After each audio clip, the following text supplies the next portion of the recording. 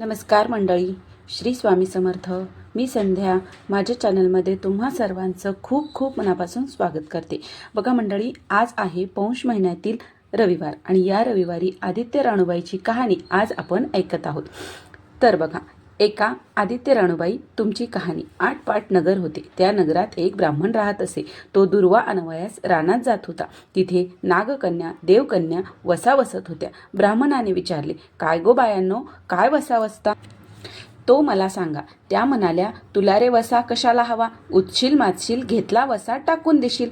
हा म्हणाला, नाही नाही, असे मी करणार नाही. उतणार नाही, मातत नाही, घेतला वसा टाकत नाही. काय वसा आहे तो मला सांगा. तेव्हा त्या म्हणाल्या, श्रावण मास येईल. पहिल्या आदित्यवारी मुकाट्याने उठावे, सचिल स्नान करावे, अग्रोदक पाणी आणावे, विड्याच्या पानावर रक्तचंदनाची आदित्य राणूबाई काढावी, 6 रेघांचं मंडळ करावं, 6 सुतांचा तातू करावा, त्याला 6 गाठी द्याव्या, पानाचा विडा, फुलाचा झेला, दशगंधाचा धूप, गुळ, खोबऱ्याचा नैवेद्य दाखवावा, 6 मास चाळावी, 6 मास पाळावी, माघी रथसप्तमी संपूर्ण करावी.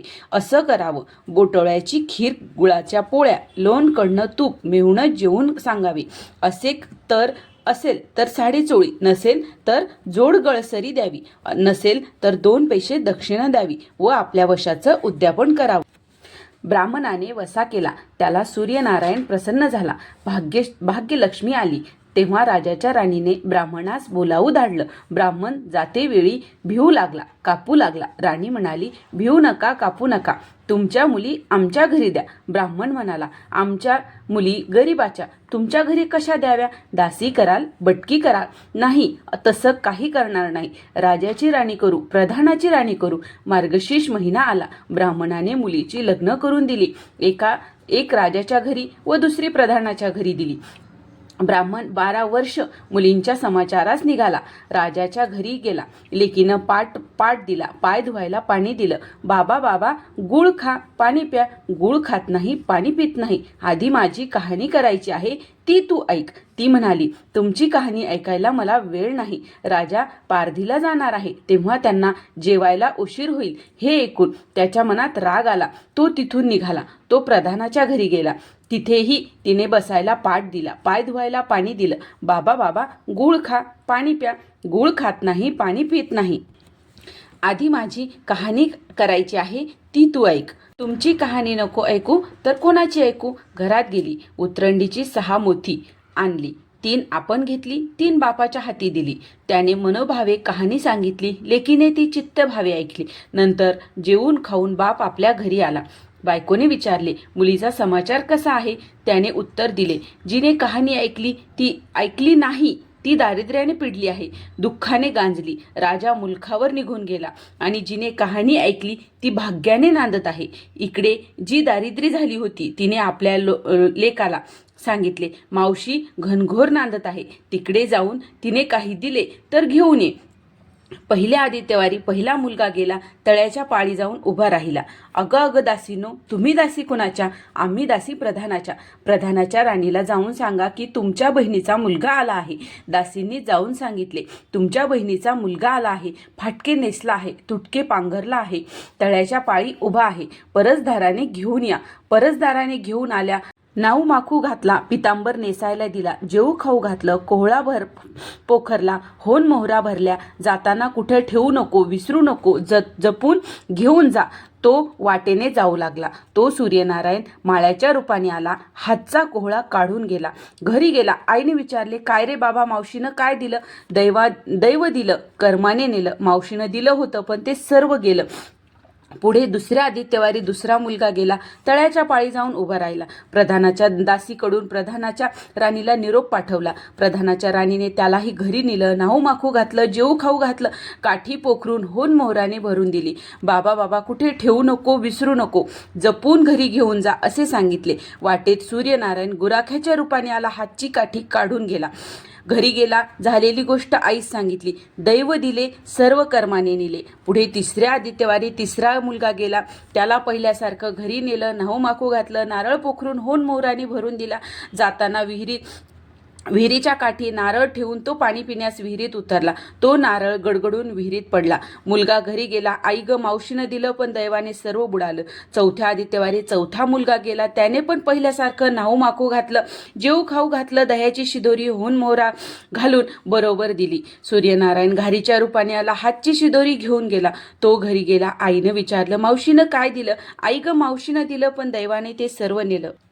पाचवे आदित्यवारी आपण उठली. तळ्याच्या पाळी उभी राहिली. दासीने तिचा निरोप तिच्या बहिणीला सांगितला. बहिणीने तिलाही परसदाराने घरी नेलं. नाहू माखू घातलं. पैठणी नेसायला दिली. प्रधानाची राणी आदित्यवाराची कहाणी करू लागली. काय वसा करतेस ग मला सांग? बहीण म्हणाली, अगं अगं पापीनी चांडाळनी, बापाची कहाणी ऐकली नाहीस म्हणून तुला दारिद्र्य आलं. राजाच्या राणीने विचारलं, काय ग उपाय करू? तेव्हा तिने वसा सांगितला. ती बहिणीच्या घरी राहिली. श्रावण मास आला. बहिणीने सांगितल्याप्रमाणे तिने सूर्यनारायणाची पूजा केली. इकडे राजाला भाग्य आलं. राजानं बोलावून धाडलं, मावशी मावशी तुला ग छत्र आली, चामर आली, पाईक आली, परवर आले. मला रे पापिनीला एवढं वैभव कुठले? बाहेर जाऊन दाराशी पाहते तो राजा बोलावू आला आहे. तशी ती घरी जावयास निघाली. बहिणीने एकमेकीला आहेर केला. वाटेत जाऊ लागली. तो पहिल्या मुक्कामात स्वयंपाक केला. राजाला वाढलं. आपलं पान वाढून घेतलं. तेव्हा कहाणीची आठवण झाली. करारे हकारे पिटारे डांगोरा, नगरात कुणी उपाशी आहे का याचा शोध करा. उपाशी नाही तापाशी नाही. वाटेत एक मुळी विक्या जात होता. त्याला म्हणाले, आमच्या बाईची कहाणी ऐकायला ये. तो राणीकडे आला. राणीने 6 मोती होती. 3 आपल्या हाती घेतली, 3 त्याच्या हाती ठेवली व त्याला मनोभावे कहाणी सांगितली. त्याने ती चित्तभावे ऐकली. त्याची लाकडाची मुळी होती, ती सोन्याची झाली. तो म्हणाला, बाई बाई कहाणी ऐकल्याचं एवढं फळ, मग वसा घेतल्याचं काय फळ? काय वसा आहे तो मला सांगा. तुला रे वसा कशाला हवा? उतशील मातशील, घेतला वसा टाकून देशील. उतत नाही मातत नाही, घेतला वसा टाकत नाही. तेव्हा राणीने त्याला वसा सांगितला. दुसऱ्या दिवशी दुसऱ्या मुक्कामास गेली. स्वयंपाक केला. राजाला वाढलं. आपलं पान वाढून घेतलं. तेव्हा कहाणीची आठवण झाली. करारे हकारे पिटारे डांगोरा, नगरात कुणी उपाशी आहे का याचा शोध करा. उपाशी नाही तापाशी नाही काही नाही. एक माळी चिंतेत बसला होता. त्याला बोलविले आणि म्हणाले, आमच्या बाईची कहाणी ऐक. तो म्हणाला, तुमच्या बाईची कहाणी ऐकून मी काय करू? मी आपल्या चिंतेत बसलो आहे. असे म्हणून तो आला. तशी राणीने 6 मोती आणली. 3 त्याला दिली, 3 आपण घेतली. राणीने कहाणी सांगितली. त्याने मनोभावे ऐकली. माळ्याचा मळा पिकू लागला. तो म्हणाला, कहाणी ऐकल्याचे एवढं फळ, मग वसा घेतल्याचं काय फळ? काय वसा आहे तो मला सांगा. राणीने त्यास वसा सांगितला. पुढे तिसऱ्या मुक्कामास गेली. तिथेही तिने स्वयंपाक केला. मुलांना वाढलं, राजाला वाढलं, आपलं पान वाढून घेतलं आणि तेव्हा तिला कहाणीची आठवण झाली. नगरात करारे हकारे पिटारे डांगोरा, नगरात कुणी उपाशी आहे का याचा शोध करा. उपाशी नाही तापाशी नाही काही नाही. एक म्हातारीचा एक मुलगा वनात गेला होता. एक डोहात बुडाला होता. एक सर्पाने खाल्ला होता. तिला म्हणाले, आमच्या बाईची कहाणी ऐक. ती म्हणाली, कहाणी ऐकून मी काय करू? मी मुलासाठी रडते आहे. बरे येते असे म्हणून ती आली. मग राणीने तिला कहाणी सांगितली. तिने चित्तभावे ऐकली. तिचा एक मुलगा वनात गेला होता. एक डोहात बुडाला होता, तो आला. एक सर्पाने खाल्ला होता, तोही आला. बाई बाई कहाणी ऐकल्याचं एवढं फळ, मग वसा घेतल्याचं काय फळ? काय वसा असेल तो मला सांगा. मग राणीने तिलाही वसा सांगितला. पुढे चौथ्या मुक्कामास गेली. तिथंही तिनं पहिल्यासारखं स्वयंपाक केला. मुलांना वाढलं, राजाला वाढलं, आपलं पान वाढून घेतलं. तेव्हा तिला कहाणीची आठवण झाली. नंतर तिने विचारलं, कुणी उपाशी आहे का याचा शोध करा. तर उपाशी नाही तापाशी नाही, काना डोळा माशाचा गोळा, त्याला हात पाय नाही, असा एक मनुष्य रस्त्यावर पडला होता. त्याच्या अंगावर तांब्याभर पाणी ओतले. पालता होता तो उताना केला. 6 मोती होती. त्याला 3 त्याच्या बिंबीवर ठेवली. 3 राणीने आपल्या हातात घेतली. राणीने कहाणी सांगितली. त्याने मनोभावे ऐकली.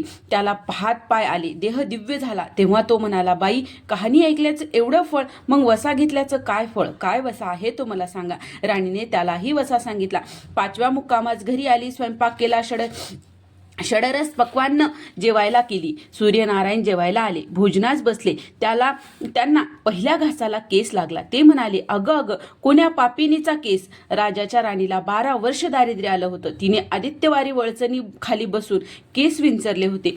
काळं चवाळ डोईचा केस, वळचणीची काडी, डाव्या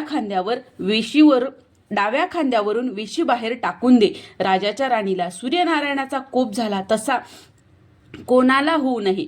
आम्हाला ब्राह्मण, मोळी विक्या, म्हातारीला इत्यादींना जसा सूर्यनारायण प्रसन्न झाला तसा तुम्हा आम्हा सर्वांना हो. ही साठा उत्तराची कहाणी पाचा उत्थळी सफळ संपूर्ण.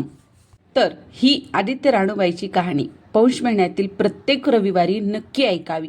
फक्त कहाणी जरी ऐकली तरी सुद्धा तुम्हाला संपूर्ण पूजा केल्याचं व्रत फळ तुम्हाला मिळते. आणि जर तुम्हाला हा व्हिडिओ आवडला असेल तर व्हिडिओला लाईक करा, जास्तीत जास्त लोकांपर्यंत हा व्हिडिओ शेअर करा आणि माझ्या चॅनलला सबस्क्राईब करा. श्री स्वामी समर्थ.